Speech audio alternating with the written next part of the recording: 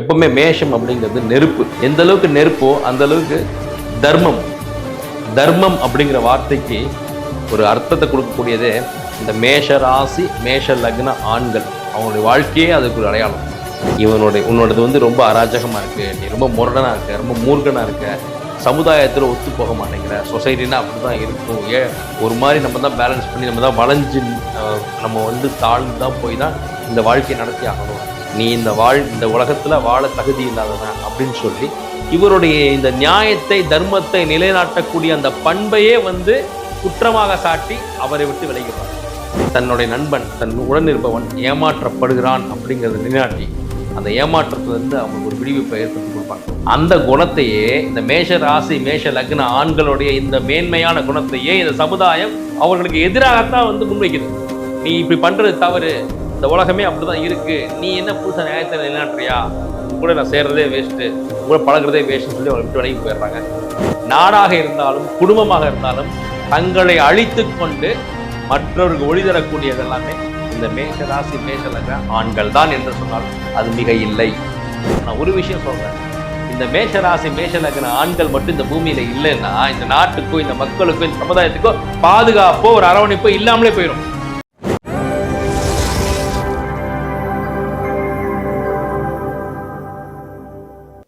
அந்த வகையில் மேஷ ராசி மேஷ லக்னம், இந்த மேஷ ராசி மேஷ லக்ன ஆண்கள் அவங்களுடைய குணாதிசயங்கள் எப்படி இருக்கும் அப்படின்னா, எப்பவுமே மேஷம் அப்படிங்கிறது நெருப்பு. எந்த அளவுக்கு நெருப்போ அந்த அளவுக்கு தர்மம். தர்மம் அப்படிங்கிற வார்த்தைக்கு ஒரு அர்த்தத்தை கொடுக்கக்கூடியதே இந்த மேஷ ராசி மேஷ லக்ன ஆண்கள். அவங்களுடைய வாழ்க்கையே அதுக்கு ஒரு அடையாளம். தர்ம திரிகோணம்னு சொல்லுவாங்க. இது எந்த அளவுக்கு நான் இன்னும் உங்களுக்கு ரொம்ப தெளிவாக புரிய வைக்கணும்னா, எந்த ஒரு இடத்துலையுமே நீதி நேர்மை நியாயத்தை நிலைநாட்டுவதற்கு அவங்க போராடுவாங்க. கொஞ்சம் கூட அது தயங்க மாட்டாங்க. வீதியில் இறங்கி சண்டை போட்டாவது அந்த நியாயத்தை நிலைநாட்டுவாங்க. ஏன்னா அவங்க கோவப்படுறதுக்கு முன்னாடி அவங்களுடைய மனசாட்சி தான் ஒரு கோர்ட்டாக செயல்படும்.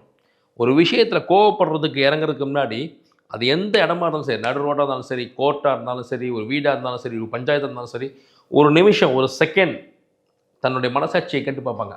இந்த விஷயத்தில் எது நியாயம் எது தர்மம் அப்படின்னு யோசிச்சு பார்ப்பாங்க. அவங்களுடைய மனசாட்சிக்கு இந்த விஷயம் தப்பாக இருக்குது, இவன் பண்ணிகிட்டு இருக்கிறது தப்பு அப்படின்றது உறுதியாயிடுச்சுன்னா இறங்கி அந்த சண்டை போட்டு அந்த நீதியை நிலைநாட்டிடுவாங்க. இதில் இன்னொரு ஒரு ஒரு சோகமான விஷயம் என்னென்னா, ஒரு 2 நண்பர்கள் இருக்காங்க. அப்போது அதில் ஒருத்தர் மேஷ ராசி மேஷ லக்ன ஆணாக இருக்கார். 2 பேரும் ஒரு இடத்துக்கு போகிறாங்க. அந்த இடத்துல தன்னுடைய நண்பனுக்கு ஒரு அநீதி கண் முன்னாடி நடக்குது அப்படிங்கிறப்ப அந்த நண்பன் அதை ஏற்றுக்குவார். சரி இது இப்படித்தான் அப்படின்னு. ஆனால் இவரால் அதை ஏற்றுக்க முடியாது. தனக்கு ஒரு நஷ்டம்னா கூட அதை சகிச்சு போகக்கூடிய அந்த மேஷராசி மேஷ லக்ன ஆண்கள் தன்னோடு இருப்பவர் அவங்களுக்கு தெரிஞ்சு இல்லை தெரியாமலோ ஏமாந்துடக்கூடாது அப்படிங்கிறத ரொம்ப கவனமாக இருப்பாங்க. நீ சும்மாடுறா, இது எப்படி நீ உன்னை ஏமாத்துறான்டா அவன் அப்படின்னு சொல்லி அந்த இடத்துல இறங்கி தன்னுடைய நண்பன் தன் உடன் இருப்பவன் ஏமாற்றப்படுகிறான் அப்படிங்கிறத நிலைநாட்டி அந்த ஏமாற்றத்துலேருந்து அவங்களுக்கு ஒரு விடுவிப்பை ஏற்படுத்தி கொடுப்பாங்க. ஆனால் அந்த இடத்துல வெற்றி பெற்றுவாங்க. அங்கேருந்து வந்ததுக்கு பிறகு யாருக்காக போராடினாரோ அந்த நண்பனே கேட்பார், உன்னை கூட்டு தேவையில்லாத தலைவலியாக போச்சுடா, இந்த உலகத்தில் இதெல்லாம் சகஜம்தான், நானே தெரிஞ்சு தானே போய் அந்த விஷயத்தை பண்ணுறேன், நீ எதுக்கு தேவையில்லாமல் சண்டை போட்டு தேவையில்லாத ஒரு பிரச்சனையை உருவாக்கி ஒரு ஒரு பெரிய கலவரத்தை ஏற்படுத்தின அப்படின்னு சொல்லி உன்னோடது ரொம்ப அராஜகமாக இருக்குது, நீ ரொம்ப முரடனாக இருக்க, ரொம்ப மூர்க்கனாக இருக்க, சமுதாயத்தில் ஒத்து போக மாட்டேங்கிற, சொசைட்டினா அப்படி தான் இருக்கும், ஒரு மாதிரி நம்ம தான் பேலன்ஸ் பண்ணி நம்ம தான் வளைஞ்சு நம்ம தாழ்ந்து தான் போய் தான் இந்த வாழ்க்கையை நடத்தி ஆகணும், நீ இந்த உலகத்தில் வாழ தகுதி இல்லாதவன் அப்படின்னு சொல்லி இவருடைய இந்த நியாயத்தை தர்மத்தை நிலைநாட்டக்கூடிய அந்த பண்பையே குற்றமாக சாட்டி அவரை விட்டு விலகிறாங்க. இவ்வளோ பெரிய மனவேதனை பாருங்கள். அவருடைய குணாதிசயம் ஒரு உச்சபட்ச நேர்மையை நிலைநாட்டக்கூடிய ஒரு உன்னதமான மேன்மையான குணம். அந்த குணத்தையே இந்த மேஷ ராசி மேஷ லக்ன ஆண்களுடைய இந்த மேன்மையான குணத்தையே இந்த சமுதாயம் அவர்களுக்கு எதிராகத்தான் முன்வைக்குது. நீ இப்படி பண்ணுறது தவறு, இந்த உலகமே அப்படிதான் இருக்கு, நீ என்ன புதுசாக நியாயத்தை நிலைநாட்டுறியா, கூட நான் சேர்றதே வேஸ்ட்டு, கூட பழகிறதே வேஸ்ட்னு சொல்லி அவங்களை விட்டு விலகி போயிடுறாங்க. இது இந்த மேஷ ராசி மேஷ லக்ன ஆண்கள் மத்தியில் ஒரு மிகப்பெரிய மனச்சோர்வை மன அழுத்தத்தை மன வேதனை கொடுக்க தவறுவதே இல்லை. இந்த மாதிரியான சம்பவங்களை சந்திக்காத மேஷ ராசி மேஷ லக்ன ஆண்களே இல்லை எனலாம். ஆனால் ஒரு விஷயம் சொல்கிறேன், இந்த மேஷராசி மேஷ லக்ன ஆண்கள் மட்டும் இந்த பூமியில் இல்லைன்னா இந்த நாட்டுக்கோ இந்த மக்களுக்கோ இந்த சமுதாயத்துக்கோ பாதுகாப்போ ஒரு அரவணைப்போ இல்லாமலே போயிடும். அவங்க இல்லைன்னா போலீஸ் இல்லை, அவங்க இல்லைன்னா ராணுவம் இல்லை, அவங்க இல்லைன்னா தீயணைப்புத்துறை இல்லை, அவங்க இல்லைன்னா நம்மளுக்கு வந்து ஒரு ஒரு பாதுகாக்கிறதுக்கும் ஒரு காவல் நிற்கிறதுக்கும் ஒரு எல்லை சாமி மாதிரி அவங்க. என்ன வந்தாலும் நான் பார்த்துக்கிறேன், நீங்கள் கவலைப்படாதீங்க, நீங்கள் தைரியமாக இருங்க, நீங்கள் தூங்குங்க, நான் பார்த்துக்கிறேன் அப்படின்னு சொல்லக்கூடிய அந்த தைரியம், தன்னை காத்து தன்னை சார்ந்தவர்களையும் காத்து ஒரு சோல்ஜர் போல, ஒரு சிப்பாய் போல, ஒரு இராணுவ அதிகாரி போல, ஒரு காவல் தெய்வமாக வாழக்கூடிய ஆட்கள் யாருன்னா இந்த மேஷ ராசி மேஷ லக்ன ஆண்கள் தான். தன்னுடைய இந்த குணாதிசயத்தை இதையே ஒரு குற்றமாக சொல்கிறாங்கன்னு தெரிஞ்சும் அதை மாற்றிக்க முடியாமல், நான் இப்படி தாங்க இருக்கேன், என்னை நம்பி வர்றவங்க நான் காப்பாற்றுறேன், எனக்கு துரோகம் பண்ண தெரியாது, மற்றவங்க காத்தொருள தெரியும், மற்றவங்களுக்கு ஒரு பிரச்சனைனா இறங்கி வேலை அந்த பிரச்சனையை தீர்க்க தெரியும், அவ்வளோதான், இது தப்புன்னா என்னால் மாற்றிக்க முடியாதுங்க அப்படின்னு அவங்களோட குணத்தையும் அவங்கள மாற்றிக்க முடியாது. ஒரு ஒரு டிராஃபிக் ஜாம், ஒரு அன்ரூலியாக வண்டி ஓட்டிகிட்டு இருக்காங்க, அந்த இடத்துல ஒரே ஒரு ஆள், ஒரு சிங்கம் மாதிரி ஒரு டிராஃபிக் போலீஸ் நிற்பார். அவர் இந்த பக்கம் போனால் அந்த பக்கம் போய் தான் ஆகணும், இங்கே நில்லுனா நின்று தான் ஆகணும், கையை காட்டி அந்த அளவுக்கு ஒரு ஒரு ஒரு அதிகாரமாக தோரணையாக ஆளுமையாக ஒரு வீரமாக ஒருத்தர் கம்பீரமாக வந்து நிற்கும் போது தான் அங்கே அத்தனை அன்ரூலி பிஹேவியரும் ஒரு ஒழுக்கத்துக்குள்ளே வரும். அப்போ ஒரு சமுதாயத்திலேயோ ஒரு நாட்டிலேயோ ஒழுங்கு, ஒரு ஒழுக்கம், ஒரு ஒரு ஒரு நேர்மை இருக்கணும்னா அங்கே ஒரு மேஷம் தேவை. ஒரு போலீஸ் அதிகாரியில் நம்ம எப்படி நிம்மதியாக வாழ முடியும், ஒரு இராணுவம் இல்லை, எப்படி ஒரு காவலாளி இல்லைன்னா, ஒரு பாதுகாவலர்கள் இல்லைன்னா, ஒரு தீயணைப்பு அதிகாரிகள் இல்லைன்னா நம்ம எப்படி நிம்மதியாக வாழ முடியும், நிம்மதியாக தூங்க முடியும், நிம்மதியாக நம்முடைய வாழ்க்கை அன்றாட வாழ்க்கை அப்படின்னு நகர்த்த முடியும். அப்போ நாம் நல்லா வாழ்கிறதுக்கு தன்னை தியாகம் செய்யக்கூடிய ஆண்கள் யாருன்னா இந்த மேஷ ராசி மேஷ லக்ன ஆண்கள் தான். நாடாக இருந்தாலும் குடும்பமாக இருந்தாலும் தங்களை அழித்து கொண்டு மற்றவர்கள் ஒளி தரக்கூடியது எல்லாமே இந்த மேஷ ராசி மேஷ லக்ன ஆண்கள் தான் என்று சொன்னால் அது மிக இல்லை. எந்த ஒரு இடத்துலையுமே இந்த மேசராசி மேச லக்ன ஆண்கள் என்ன பண்ணுவாங்கன்னா அந்த இடத்த தன்னிடமாக மாற்றிப்பாங்க. அங்கே இருக்கிற அத்தனை பேரோடைய நன்மையும் பார்ப்பாங்க. ஒரு ஒரு ஒரு டீமில் ஒர்க் பண்ணுறாங்க அப்படின்னா, எனக்கு நல்லது நடந்துருச்சு, எனக்கு ஹைக் கொடுத்துட்டாங்க, அப்பா நான் பார்த்த வேலைக்கு எனக்கு அங்கீகாரம் கிடைச்சிருச்சு அப்படின்னு தன் சௌகரியத்தை மட்டும் பார்த்துட்டு நவரக்கூடிய ஒரு தன்னலமான ஒரு ஆட்கள் கிடையாதுங்க. இதில் என்ன ஆச்சரியம்னா, தனக்கு வர வேண்டிய ஹைக்கை கூட ஓரம் கட்டி வச்சுட்டு தன்னை சார்ந்த குழுவினருக்கு எல்லாம் கிடச்சிருச்சா, அவங்களுடைய உழைப்புக்கு அங்கீகாரம் கிடச்சதா, அவங்க அடுத்த லெவலுக்கு போகிறதுக்கு நம்மளான ஒரு ஊண்டுகோலாக இருந்தோமா அப்படிங்கிறது தான் அவங்க மெயினாக பார்க்குறாங்க. இதில் பல நேரங்களில் அவங்களுக்கான முன்னேற்றத்தை அவங்க இழக்கிறாங்க. ஆனால் அதை பற்றி அவங்க கவலைப்படுறதில்ல. யாராவது ஒருத்தர், அண்ணா உங்கள் கூட ஒர்க் பண்ண டைமில் தானே நான் என்னுடைய பொற்காலம், என்னுடைய கோல்டன் டைம், உங்கள்கிட்ட நான் டிசிப்ளின் கற்றுக்கிட்டேன், உங்கள்கிட்ட தான் நான் எப்படி இந்த ஒர்க்கை நான் பண்ணணுன்ற அந்த தொழிலை கற்றுக்கிட்டேன், இன்றைக்கி உங்களால் நான் ஒரு இடத்துல நல்லா இருக்கேண்ணே அப்படின்னு எங்கேயாவது ரோட்டில் பார்க்கும்போது அவங்களோட ஜூனியர்ஸ் பேசும்போது அதுதான் அவங்க அங்கீகாரமாகவே பார்க்குறாங்க. அதுப்பா எவ்வளோ கஷ்டம், எவ்வளோ நஷ்டம், நம்ம அந்த நாளில் நமக்கு கிடைக்க வேண்டிய எத்தனையோ முன்னேற்றங்கள் கிடைக்காம போச்சு. ஆனால் 5 வருஷம் கழித்து நம்மளை திடீர்னு ஒரு இடத்துல பார்க்கும்போது நம்மக்கிட்ட வேலை பார்த்த பையன் நம்மளை இவ்வளோ உயர்வை நினைக்கிறான், அவனுடைய லைஃப்பில் நம்ம ஒரு முக்கியமான அங்கமாக இருந்திருக்கோம், நம்ம ஜெயிச்சிட்டோண்டா அப்படின்னு அவங்களுக்கு அப்போ தான் அந்த மனசில் ஒரு பெரிய ஒரு ஆஸ்கார் அவர் கிடைச்ச மாதிரி நினைப்பாங்க. இதுதான் இந்த மேஷத்திற்கு குணாதிசயமே.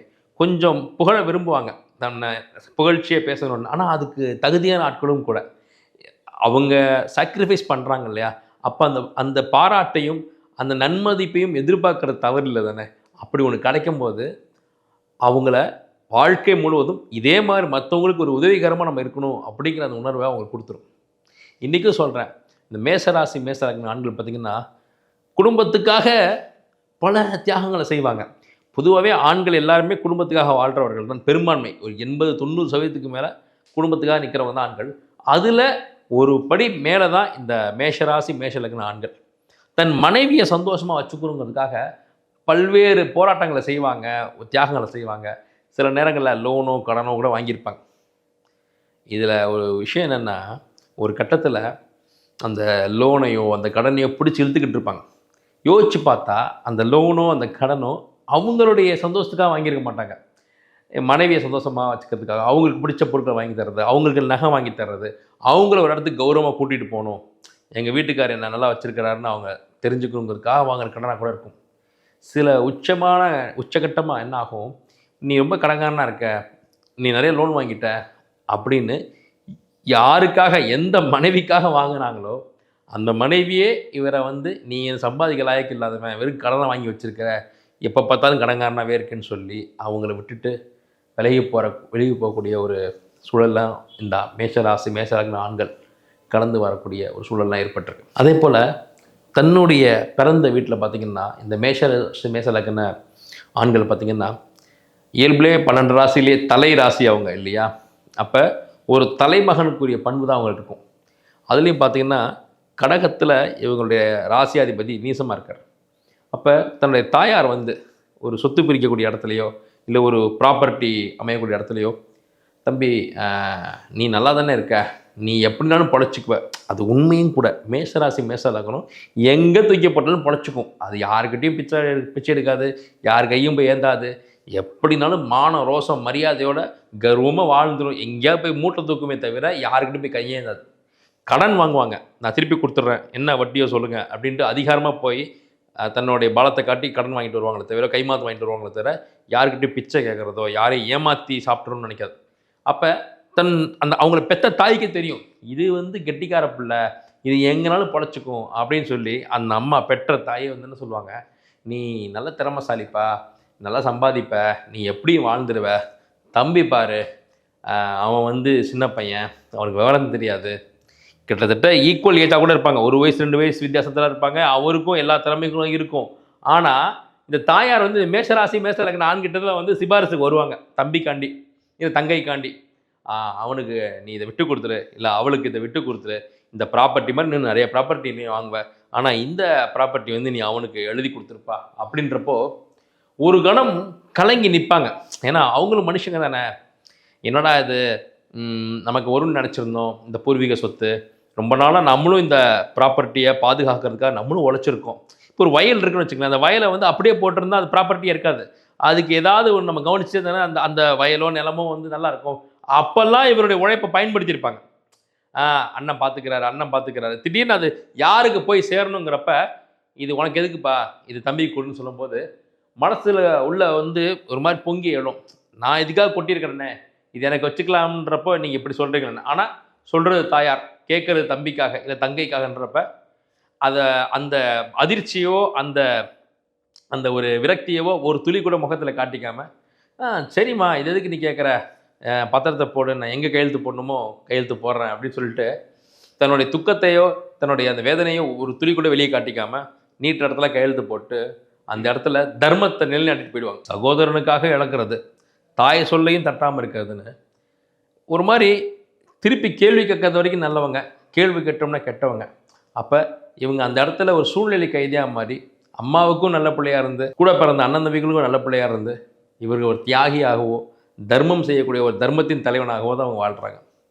இதை அடுத்த லெவல் பார்த்திங்கன்னா வீடு, தாரம் வாங்குற சண்டைக்கு நடுவில் மாட்டிக்கிட்டு முடிக்கிறது எல்லாமே இந்த மேஷ ராசி மேஷலக்ன ஆண்கள் தான். அநேகமாக இவங்க தாய்க்கும் நல்ல பிள்ளையாக இருக்கணும், கட்டிட்டு வந்த மனைவிக்கும் நம்ம உண்மையாக இருக்கணும்னு 2 தரப்புக்கும் மத்தியில் மாட்டிக்கிட்டு ரொம்ப பெரிய மனவேதனை அனுபவிக்கிறது இவங்க தான். ஆனால் கடைசியில் இவங்களுக்கு 2 தரப்புமே வந்து நீ எனக்காக சப்போர்ட் பண்ணுன்ற பேர் இருக்காது, நீ எனக்கு பதிலாக அவன் மனைவிக்கு வந்து சப்போர்ட் பண்ணிட்டேனோ, மனைவி வந்து நீங்கள் என்றைக்குமே எனக்காக சப்போர்ட் பண்ணதில்லை, எப்போவுமே நீங்கள் உங்கள் அம்மாவுக்கு தான் நீங்கள் வந்து கூட நின்றுருக்கீங்கன்ற பேரும் தான் இருக்குமே தவிர இவருடைய மனவேதனையோ அவருடைய மன அழுத்தத்தையோ ஒருத்தர் கூட மதித்து இவருக்கு ஆறுதல் சொன்னதாக சரித்திரமே இருக்காது. இவர்களுக்கு எதையுமே நேருக்கு நேர் சந்திச்சு தான் பழக்கம். அதாவது முதுகுக்கு பிள்ளை யோசிக்க தெரியாது, ஒரு மாதிரி சூழ்ச்சியாகவோ நயவஞ்சமாகவோ பிளான் பண்ணியோ ஒரு மாதிரி முன்கூட்டியே சிந்திச்சோ அவங்க செயல்பட தெரியாது. சிவனோட பிள்ளை அப்படிங்கிறதுனால அப்படியே திறந்த மனதோடு தான் பேசுவாங்க, திறந்த மனதோடு தான் எதிர்ப்பாங்க. நாம் ஏமாற்றப்பட்டிருக்கோம்ன்றதை உணர்றதுக்குள்ளேயே அவங்க ஏமாற்றப்பட்டிருப்பாங்க. குறிப்பாக பண விஷயத்துலலாம் இவர்களுக்கு வந்து ரொம்ப சுலபமாக அதனுடைய சூட்சுமங்கள் தெரியாமல் பணத்தை அளந்திருப்பாங்க, பண விஷயத்தில் ஏமாந்துருப்பாங்க. பண விஷயத்தில் ஏமாற்றத்தை சந்திக்காத மேஷ ராசி மேஷ லக்ன ஆண்களே இல்லை எனலாம். அந்த அளவுக்கு அதில் பட்டு அப்படி கசந்து போயிருப்பாங்க. அதன் பிறகு பார்த்திங்கன்னா இவர்களுக்கு சனி வீட்டில் தான் இவருடைய ராசியாதிபதி செவ்வாய் மகரத்தில் அப்படிங்கிறப்போ இவர்களுக்கு எந்த வகையிலையுமே சப்போர்ட்னு ஒன்று இருந்திருக்காது. முட்டி தேய மேலே வந்தவங்க அவங்க எல்லாமே. இவனை நான் தான் தூக்கி விட்டேன் அப்படின்னு எந்த ஒரு மேஷராசி நானையுமே யாருமே வந்து உரிமை கோரவே முடியாது. இவர் இழந்திருப்பாங்க, கீழே விழுந்திருப்பாங்க, அவங்களே எழுந்திருப்பாங்க, ரத்த காயத்தோடு போராடி ஜெயிச்சிருப்பாங்க. அப்போ ஒரு ஸ்டேஜுக்கு மேலே இனி நமக்கு யாருமே இல்லை, இழப்பதற்கு எதுவும் இல்லை, உயிர் மட்டும்தான் மிச்சம் அப்படிங்கிற நிலைமையில் வந்து நிற்பாங்க. அதன் பிறகு தான் அவங்களுடைய ஆட்டமே. இனி நாம தான் நமக்கு அப்படின்னு முடிவு பண்ணதுக்கு அப்புறமா எல்லா துரோகத்தையுமே வடு போல சுமந்து காயங்களோடு அப்படியே பயணித்து அந்த வெற்றியை வந்து அப்படியே விழுப்புண்களோட போராடி அந்த வெற்றி அடைகிறது எல்லாமே இந்த மேஷ ராசி மேஷ லக்ன ஆண்கள் தான். இவர்களுக்கு ரொம்ப ராசியான நம்பர் அப்படின்னு பார்த்தீங்கன்னா 1, 3. அணிய வேண்டிய ராசி கற்கள்னு பார்த்தீங்கன்னா மஞ்சள், புஷ்பராகம், பவளம், அதே போல் சிவன் வழிபாடு இவர்களுக்கு மிகப்பெரிய வெற்றியை கொடுக்கும். ரொம்ப ரொம்ப மகிழ்ச்சி. ஜாதகம் பார்க்குறதுக்கு கீழே டிஸ்பிளே பண்ணக்கூடிய நம்பரில் நீங்கள் கன்சல்டேஷன் பண்ணிங்கன்னா, நீங்கள் ஃபோன் பண்ணிங்கன்னா கன்சல்டேஷனுக்கு அப்பாயின்மெண்ட் போட்டு கொடுப்பாங்க, நீங்கள் கண்டிப்பாக பார்த்துக்கலாம். அதே போல் பிரசன்னம் பார்க்குறதுக்கு, ஜாதகம் பார்க்குறதுக்கு நாங்கள் வெளிநாட்டு பயணங்களாக வரது காத்திருக்கிறோம். இப்போ ஜூலை மாதம் 11ஆம் தேதியிலிருந்து 18ஆம் தேதி வரைக்கும், July 11th to 18th Malaysia வர்றோம். உங்களுக்கு கன்சல்டேஷன் வேணும் அப்படின்னா கீழே இருக்க எண்ணுக்கு ஃபோன் பண்ணிங்கன்னா அப்பாயின்மெண்ட் ஃபிக்ஸ் பண்ணி தருவாங்க. அந்த நம்பருக்கு அப்பாயின்மெண்ட் ஃபிக்ஸ் பண்ணிவிட்டு நீங்கள் நேரடியாக மலேசியாவில் என்னை சந்திக்கலாம். நம்ம பிரசன்னம் பார்த்து தரேன் உங்களுக்கு. நன்றி.